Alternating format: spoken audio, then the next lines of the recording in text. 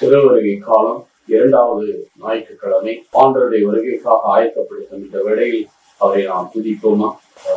ராஜராஜனாம் இயேசுராஜன் ஆட்சி செய்வார். ஹல்லேலூயா ஹல்லேலூயா. தேவனை துதியுங்கள். அல்லேலூயா. கர்த்தரையே ஏகமாய் துதியுங்கள். அவர் நடத்தும் செயல்களெல்லாம் பார்த்தோரை துதியுங்கள். வல்லமையாய் கிரியை செய்யும் வல்லோனை துதியுங்கள். எல்லோரையும் ஏற்றுக்கொள்ளும் இயேசுவை துதியுங்கள். ராஜாதிராஜனாம் இயேசுராஜன் பூமியில் ஆட்சி செய்வார். ஹல்லேலூயா ஹல்லேலூயா. தேவனை துதியுங்கள். ஆமாண்டவரை துதிக்கிறோம், மகிமைப்படுத்துகிறோம். லூக்கா 3வது அதிகாரம் 1-6 இறைவசனங்கள். திபேரியுஸ் சீசர் ஆட்சி செய்து வந்த 15ஆம் ஆண்டில் பொந்தி பிலாத்து யூதாவின் ஆளுநராய் இருந்தார். ஏரோது கலிலேயா பகுதிக்கும் அவன் சகோதரனாய் பிலிப்பு இத்திரேயா திரானிக்கோ பகுதிகளுக்கும் லிசானியா அபிரோன் பகுதிகளுக்கும் குறுநில மன்னர்களாக இருந்தார். அன்னாவும் கைப்பாவும் தலைமை குருக்களாக இருந்தனர். அக்காலத்தில் செக்கரியாவின் மகன் யோவான் பாலை நிலத்தில் வாழ்ந்து வந்தார். அவர் கடவுளின் வாக்கை பெற்றார்.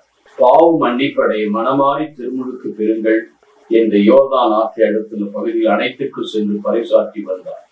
இவரை பற்றி இறைவாக்கினர் ஏசாயா அடங்கிய உரைகளில் இவ்வாறு எழுதப்பட்டு, பாலை நிலத்தில் குரல் ஒன்று முழங்குகிறது. ஆண்டவருக்காக வழியை ஆயத்தமாக்குங்கள், அவருக்காக பாதையை செம்மையாக்குங்கள். பள்ளத்தாக்குகள் நிரப்பப்படுவது, குன்றுகள் தாழ்த்தப்படும், கோணலானவை நேராக்கப்படவை, கரடு முரடானவை சமதளமாக்கப்பட வேண்டும். மனிதர் அனைவரும் கடவுள் அருளும் மீட்பை காண்ப. அருமையானவர்களே, இந்த வரலாறு நமக்கு தெளிவுபடுத்தப்படுகிறது. திபேரி அரசன் சீசர் ஆட்சி காலத்தில் போந்து பிலாத்து ஆளுநராக இருக்கிறார். பிறகு ஏரோதும் பிலிப்பும் அவர்கள் குறுநில மன்னர்களாக இருக்கிறார்கள்.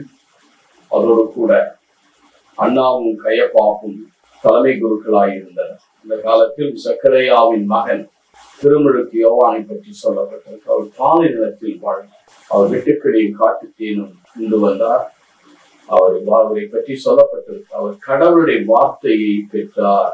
முதல் வசனம் 2வது வசனம் சொல்லுகிறது. லூக்கா 3:2. அவர் கடவுளுடைய வார்த்தையை பெற்றார். என்ன? பாவம் மன்னிப்பட மனம் திரும்பி திருமுழுக்கு பெறுங்கள் என்று அவர் அறிவித்தார். இதை முன்குறித்து எசையா தீர்க்கதரிசி முதலே சொல்லிவிடுகிறார். அவர் என்ன சொல்லுகிறார் என்றால் 40வது அதிகாரம் 3-5 வசனம் எசையாவிலே, பாலை நிலத்தில் குரல் ஒன்று ஒலிக்கிறது, வழியை ஆயத்தப்படுத்தும். ஆண்டவருடைய வழியை prepares the way. வழியை அவருக்காக பாதை செம்மையாக்குங்க.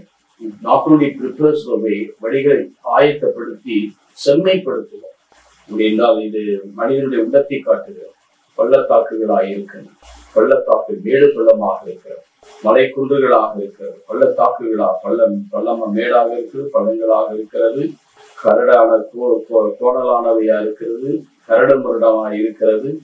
இவைகளெல்லாம் நாம் பார்க்கிறோம். வழியை ஆயத்தப்படுத்தி ஆண்டவருடைய வழியை அவர் வழியாக குரல், பாலைவனத்தின் குரல் பழைய ஏற்பாட்டில் சொல்லப்பட்டிருக்கிற 40வது அதிகாரத்திலே 3வது வசனத்திலே பாலை வாய்ஸ் சப்தத்துக்கு, வெறும் சப்தத்துக்கு அதுக்கு மதிப்பு கிடையாது. சப்தத்தோடு வார்த்தை இணைந்திருக்கும் போதுதான் இந்த உலகில் வாக்கை பெற்றிருந்தார் என்று சொல்லப்பட்டிருக்கிறது. கடவுளுடைய வாக்கை பெற்றார். புதிய ஏற்பாட்டை அந்த வாக்கை பெற்றார். அந்த வார்த்தையை கூட இணையும் போது அதை எலிசபெத்தம்மாள் லூக்கா 1 அதிகாரம் 29-44 வசனங்கள் இதய வரைந்து செறிந்த எலிசபெத்தை வாழ்த்தினார். வயிற்றிருந்த குழந்தை அக்களிப்பால் துள்ளியது. எதனால் துள்ளியது என்றால் அந்த வார்த்தை கனிமதியால் வார்த்தையும் அந்த சப்தமும் இணையும் போது அங்கே நிறைவு பெறுகிறார். அங்கே மகிழ்ச்சி உண்டாகி அவர் நடனம் ஆடுகிறார். எலிசபெத்தன் பரிசுத்த ஆவியினால் ஆட்கொள்ளப்படுகிறார். அப்படி இறைவனுடைய வார்த்தையை அவர் பெற்றுக்கொண்டதினாலே அவர் நற்செய்தி அறிவிக்கிறார். மனம் திரும்பி திருமுழுக்கு பெறுங்கள், பாவ மன்னிப்படைய மனமாறி திருமுழுக்கு மனமாறி நீங்கள் அனைவரும் தன்னுடைய நிலைகளை மாற்றமடைந்து ஆண்டவருடைய ஆசீர்வாதத்தை திருமுழுக்கு என்பது புதிய வாழ்வுக்குள் மனமாற்றமடைந்து ஒரு நாம் அதற்குரிய ஆசிரியர்கள் மனமாறி இந்த பெரும்பொழுது நாம் பரிசுத்த ஆவியை பெற்றுக் கொள்கிறோம். நம்முடைய மாற்றமடைந்து அதில் ஆண்டவர் நமக்கு பிரசன்னமாக வருகிறார்.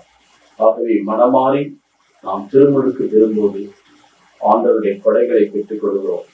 திருப்பதி 2வது அதிகாரம் 38 நீங்கள் மனமாறி நீங்கள் இயேசு கிறிஸ்துடைய பெயரால் திருமுழுக்கு பெற்றிருக்கும் போது பரிசுத்த ஆவியின் கொடைகளை பெற்றுக் கொள்வீர்கள்.